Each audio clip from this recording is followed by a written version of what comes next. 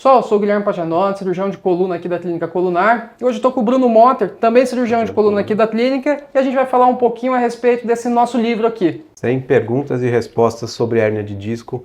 É um livro totalmente focado para o paciente, com algumas dúvidas, algumas curiosidades, perguntas e respostas que é interessante saber se você tem a doença ou se tem alguma curiosidade sobre ela. Guilherme, o que é hérnia de disco e o que é o disco intervertebral? Então, Bruno, o disco intervertebral é uma estrutura que é localizada entre as vértebras da coluna. Ele funciona como se fosse um amortecedor. Então ele vai amortecer as cargas e principalmente dar flexibilidade e mobilidade para essa coluna. O que acontece? Esse disco intervertebral, por ele ser uma estrutura móvel, tem o colágeno no meio, estruturas de água, enfim, ele pode estar mais suscetível a essas cargas. E quando ele extravasa, digamos, um pedaço desse disco sai do lugar onde era para estar, isso é a hérnia de disco, ou seja, um pedaço do disco que saiu de dentro desse amortecedor e vai para um lugar onde ele não deveria estar. Esse lugar, muitas vezes, acaba sendo as estruturas nervosas que estão passando ali atrás da coluna. Por isso que existe tanta relação assim de uma dor com a hérnia de disco em si. E Bruno, conta pra gente aí, como que é formado esse disco? Me explica um pouco disso.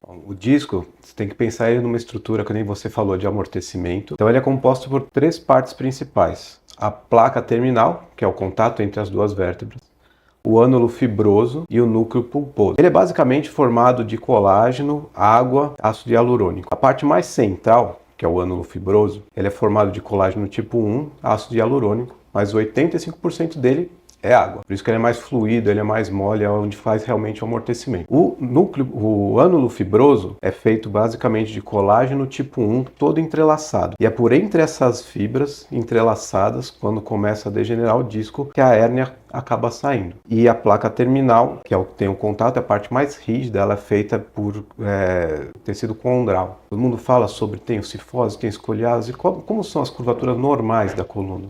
Essa pergunta é boa, né? Porque é muito comum a gente ter nos nossos pacientes que chegam e falam: doutor, eu tenho lordose e não posso fazer nada. Então é importante saber o que é normal de curvaturas na coluna, né? O homem, para ter evoluído nessa postura hoje bípede que a gente fala, antes da postura quadrúpede, né? Da evolução humana e tudo. Então essa postura bípede propicia uma coluna com algumas formas propícias para ela, fisiológica. E a gente vai dividir isso em lordose e cifose, basicamente, quando a gente olha a pessoa de lado. A lordose seria um C, um formato de C, e a cifose um formato de um C invertido, digamos. Então, a lombar e a cervical são curvaturas lordóticas. Então, falar: doutor, eu tenho lordose na minha lombar? Poxa, ótimo, isso é normal, tem que ter para realmente aguentar essa nossa postura bípede de hoje em dia. E fala: poxa, eu tenho cifose na minha torácica. Também é normal, é uma curvatura fisiológica e isso realmente é esperado. Então, essa harmonia entre as curvas que faz o nosso balanço e propicia a nossa marcha como é hoje,